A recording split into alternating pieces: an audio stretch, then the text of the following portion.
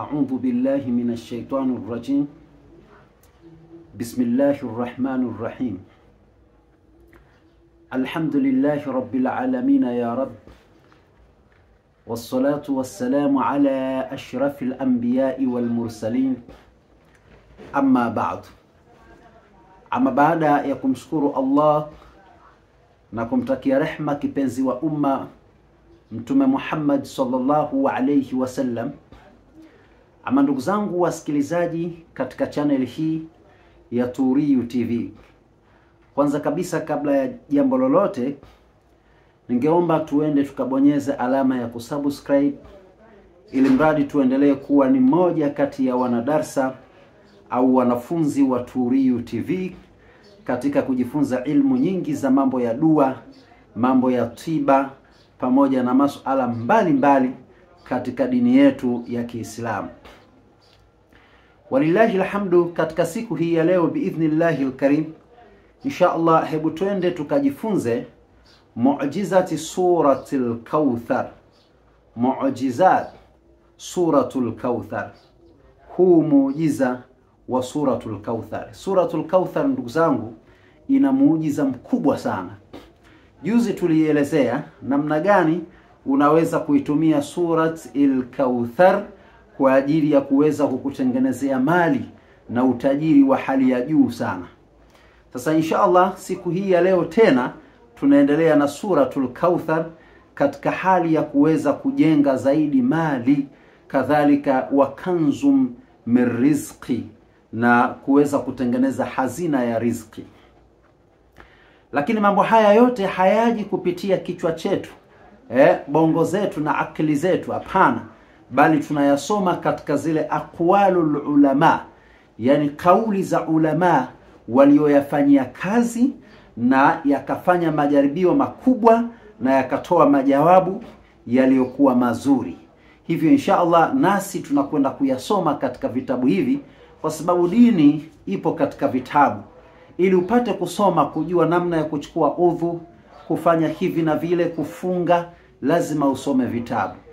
Kadhalika pia tunatazama ni kwamba hata namna ya kuweza kusoma dua, kuweza kufanya harakati za kheri na kuweza kupata jambo la kheri na kuweza kufungua riziki zako na kuweza kufanya kila kitu ambacho kitakachokuwa kipo katika mustakbali wa kheri, ni lazima usimame katika vitabu, ni lazima usome vitabu ili mradi uweze kupata maelekezo, mafunzo pamoja na ilmu ya dua. Hasa walillahi alhamdu, mwanawachuoni huyu anatuambia ya kwamba iqra'aha fi laylat fi shahri Ramadan, aidha iqra'aha fi laylati min shahri Ramadan. Dua hii ambayo tunayokwenda kukusomesha, ambaye ni muujiza wa suratul Kauthar, utakwenda kuisoma katika usiku wa mwezi mtukufu wa Ramadhani. Lakini anasema wa bihadha al-adad, kwa kutumia idadi hii ambayo tutakayokwenda kukuelekeza. Kisha baada ya kuifanya dua hii kwa idadi zake maalum, basi anatuambia watandhuru mu'jizati, utakwenda kuutazama muujiza wake na utauona.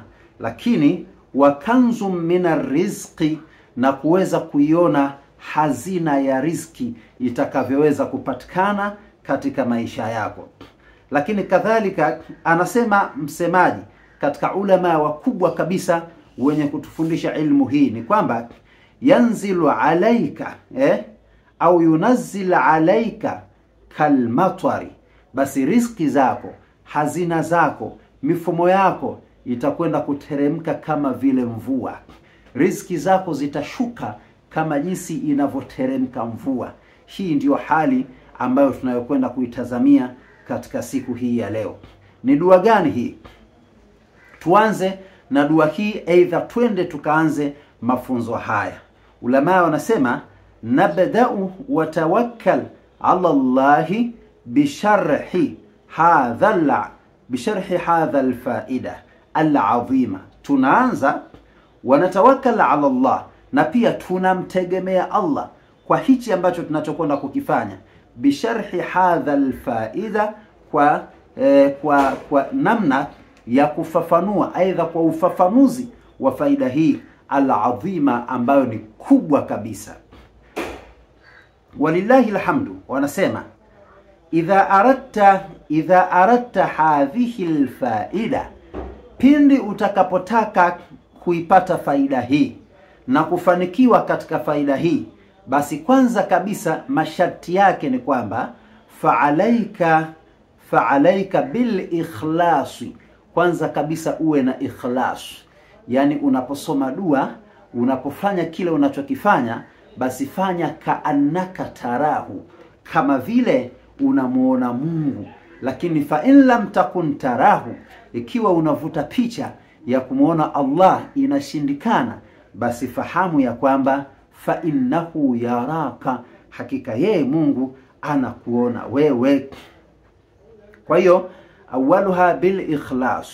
Lakini kadhalika akasema watakunu ma'aludhui, kadhalika uwe na udhu, hakikisha unakuwa na udhu katika mwili wako. Haya ndio masharti ya kwenda kuifanya dua hii. Kisha anasema thumma tadhhabu ila urfatin, thumma tazhabu ila urfa, kisha nenda katika chumba chako. Ni chumba gani hichi? Ila urfatin munazila, al-urfatin munazila, chumba kilichokuwa ni cha private au chumba kilichotengwa cha peke yake, sio chumba ambacho kinatumika mara kwa mara. Yani uwe na chumba maalumu, chumba special kwa ajili ya ibada, basi kiwe chumba ambacho cha kipekee, basi utaingia katika chumba hicho. Lakini chumba ambacho munazilati fi manzilika, chumba ambacho kimetengwa kwa ajili ya mambo maalumu katika nyumba yako. Yani katika nyumba yako hakikisha unatenga chumba cha masuala ya khairati, masuala ya ibada na masuala ya kufanyia harakati zako za Allah, basi utaingia katika chumba hicho. Kadhalika wale ambao pengine wamepanga viumba, basi si vibaya kama utakwenda kufanyia hii kazi msikitini, alafu time ule muda labda umeshaswali swala subuhi, watu wote wamekwisha toka, kaa pembeni, anza kufanya dua yako.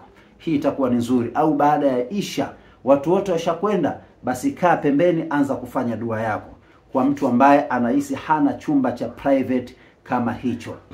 Lakini kadhalika watakunu tahira bithiyabi walbadani, hakikisha unakuwa tahara kwa nguo zako pamoja na mwili wako. Hakikisha nguo zako zinakuwa safi, mwili wako unakuwa safi, umekoga vizuri, nguo zako safi, basi na wewe mwenyewe msafi kwa kila kitu. Hiyo ndio moja kati ya masharti ya dua hii ambayo tunayokwenda kuifundisha katika wakati huu na saa hii. Lakini baada ya kuwa umekwisha taharika, umekwisha kuwa msafi, uko barabara kwa kila kitu, sasa fuatisha haya. Ulama wanazidi kutuelekeza na kutuambia ya kwamba thaqifu baina yadayhi wa tusalli rak'atayn. Kinachotakiwa ni kwamba unatakiwa usimame, uambatanishe mikono yako sehemu ambapo umesimama, lakini utaswali rak'atayn, maana yake uswali rakaa mbili. Hakikisha unaswali rakaa mbili, yani zile rakaa mbili ukiwa umeambatana, yani ukiwa umefuatisha au umefuatanisha zile rakaa mbili, ukiwa umesimama lakini mikono yako iko mbele na umeambatana na kuswali zile rak'atayn, basi utaswali rakaa mbili. Lakini rakaa mbili hizi za kitu gani? Basi rakaa hizi mbili ulama wakasema lilqadha'il haja, ni rakaa za kukidhi haja, rakaa mbili za qadha'il haja. Kisha wa ba'daha, na baada ya kumaliza kuswali hizi rakaa mbili za qadha'il haja, basi fa'alaika, ni juu yako, bilqibla, hakadha utaelekea qibla vile vile, yani hivyo hivyo utabaki kuelekea qibla. Kisha watusalli ala nabi bisi'ati al-ibrahimiyya, watusalli ala nabi bisi'ati al-ibrahimiyya, utamswalia bwana mtume kwa si'a ya ibrahimiyya, yani manake swala ya ibrahimiyya. Swala za mtume ziko nyingi, lakini hapa tunakusudia swala ya mtume ya Ibrahimia. Ipi hiyo? Inasema Allahumma salli ala Muhammad, ya Rabbi salli alayhi, Allahumma salli ala Muhammad kama sallaita ala Ibrahim wa ala ali Ibrahim, wa barik ala Muhammad wa ala ali Muhammad kama barakta ala Ibrahim wa ala ali Ibrahim fil alamina innaka hamidun majid. Hiyo ndo salatu ala nabi lil Ibrahimia. Hii ndio swala ya mtume ya Ibrahimia. Kisha ukishaitumia hivyo utasoma mara ngapi? Wanasema 21 mara, utaisoma mara 21 swala ya mtume ya staili hii. Lakini utaisoma katika nini? Swala ya mtume hii utaisoma katika maji ambayo yatakuwa ni maji yamechanganywa na maji ya kisima. Chukua maji ya kawaida kisha changanya ndani yake na maji ya kisima, na vile vile tia maji ya marashirozi ndani yake. Pia tia maji ya Zamzam. Maji ya Zamzam, baadhi ya watu huwa wanauliza watayapataje? Maji ya Zamzam sio lazima uhangaike kumtafuta mtu aliyokwenda Maka. Maji ya Zamzam nenda Kariakoo pale kwa hapa kwetu Dar es Salaam, yanapatikana maji ya Zamzam. Huwa wanayachukua kwa watu waliotoka Maka, kwenye mashirika makubwa ya watu waliotoka Maka wanayaleta mengi, wanawauzia na wao wanafunga katika vile vichupa wanauza. Kwa hiyo maji ya Zamzam yanapatikana Kariakoo, nenda kanunue, utayapata inshallah. Sijajua kwa nchi zingine kama Kenya na wapi, lakini kwetu Tanzania maji ya Zamzam yanapatikana. Kadhalika ukishachanganya maji haya utayasomea 21 mara, utasoma mara 21 hii salatu ala nabi lil Ibrahimia. Kisha basi baada ya hapo thumma ba'daha dhkuru ismallahi albasit, kisha baada yake utasoma jina la Allah katika maji yale, jina la Allah la albasit. Wataqul, utasoma kama ifuatavyo. Usiseme ya basit, la hasha, bali utasoma hivi. Utasoma kama ifuatavyo: ya basital yadaini birrahma. Basi na hii pia utaisoma mara 21. Utasema ya basital yadaini birrahma, ya basital yadaini birrahma, ya basital yadaini birrahma. Utaifanya hivyo mara 21. Kadhalika utayasomea yale maji haya. Tunakwenda tena. Baada ya hapo thumma taqul, kisha utasema bismillahir rahmanir rahim 21 mara. Utaisoma tena bismillahir rahmanir rahim mara 21. Ina siri kubwa sana hii bismillahir rahmanir rahim. Isome mara 21. Bismillahi arrahman arrahim. Kisha sasa thumma ba'daha taqra'u hadhihi surat al-azima wa hiya suratul Kauthar. Utaisoma sasa sura hii baada ya hapo, sura hii ambayo ni kubwa kabisa, adhim, ambayo sio nyingine bali ni suratul Kauthar, ambayo nasoma hivi: Bismillahir Rahmanir Rahim, inna a'tainaka al-Kauthar fasalli li rabbika wanhar inna shani'aka huwal abtar. Hiyo utaisoma mara 21. Utairudia mara mara 21. Samahani, utaisoma mara 7. Utairudia mpaka kutimia mara 7. Kisha akasema iqra'aha 7 marat mutataliya. Utaisoma mara 7 kwa mfululizo wa kufatana. Kisha baada ya kumaliza kuisoma thumma ba'daha raddid hadha ad-du'a, kisha utairudia kuisoma dua hii. Isome dua hii. Dua gani na utaisoma mara ngapi? Dua yenyewe ni hii, na pia ikiwezekana insha Allah ni dua hii. Inasema hivi: Allahumma inni as'aluka bismika al-azimul a'zam. Allahumma inni as'aluka bismika al-azimil a'zam al-ajallil akram al-mahzunil maqnuni an-nuril haqqi wa burhani, an-nuril haqqi wa burhanin mubin, alladhi huwa nurun ma'a nuri, wa nurun min nuri, wa nuru fi nuri, wa nuru fawqa kulli nuri. Kisha tudhi'u bihi fawqa kulli dhulman, tudhi'u bihi fawqa kulli dhulman, wa takthiru bihi kulla shidda. Allahumma amin. Wa takthiru bihi kulla shidda. Allahumma amin. Utakuwa umemaliza dua hii. Kisha utaisoma na yenyewe mara ngapi katika maji haya? Ulama wanasema utaisoma mara 21. Kadhalika nayo utaisoma mara 21.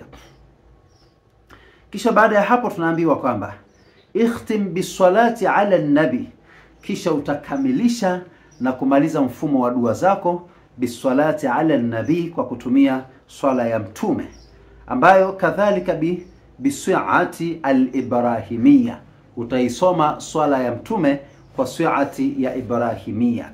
Kisha baada ya hapo maji hayo utakunywa, yafanye kuwa ni maji ya lita 1.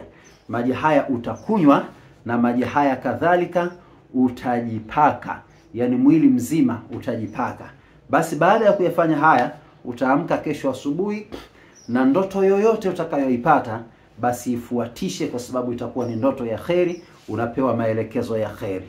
Basi dua hii, maji haya utakuwa unajipaka takriban kwa muda wa takriban siku 3, lakini maji haya utamwaga katika biashara zako, lakini pia maji haya utakwenda kutia katika gari yako, utakwenda kutia nyumbani kwako, utapigia deki na kufanya mambo kadha wa kadha.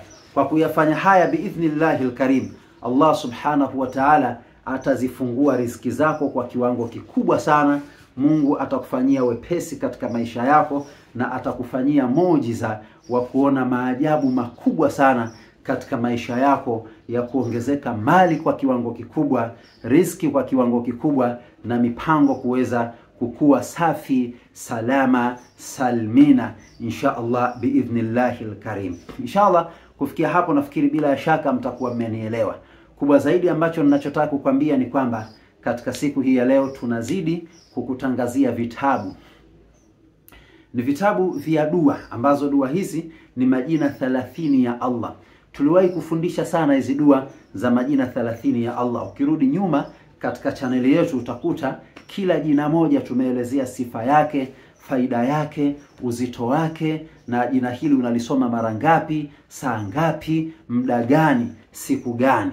Kwa hiyo tumefundisha na pia tukatengeneza kitabu. Kitabu hichi tumechagua majina 30 tu katika majina 99. Kwa nini tumeacha mengine? Kwa sababu haya 30 ndio yenye habari kubwa, ndio yenye hali nzuri, ndio majina ambayo Ismullahil A'zam ni mazito sana. Sasa inshallah kayatumie majina haya.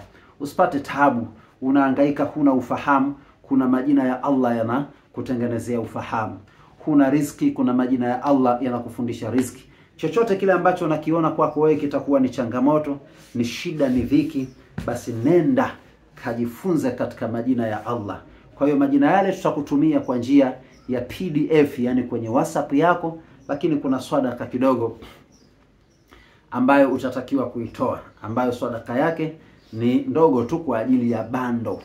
Sadaka ya shilingi ndogo sana kwa ajili ya bando. Inshallah kama shilingi 15,000 hivi utachangia kwa ajili ya kutengeneza bando za kuendelea kukurekodia video zetu kama hizi. Wallahi kitabu kile kina mantiki kubwa, ni kitabu kikubwa na kina maana kubwa na kina mafundisho makubwa. Inshallah naomba tuende tukakichukue kitabu tuweze kukifanyia kazi, mambo yapate kukaa sawa sawa. Tumia hii fursa, huu mwezi mtukufu wa Ramadhani, uweze kutengeneza maisha yako kupitia fursa ya mwezi mtukufu wa Ramadhani. Kufikia hapo niseme wala afwa minkum, wassalamu alaikum wa rahmatullahi wa barakatuhu.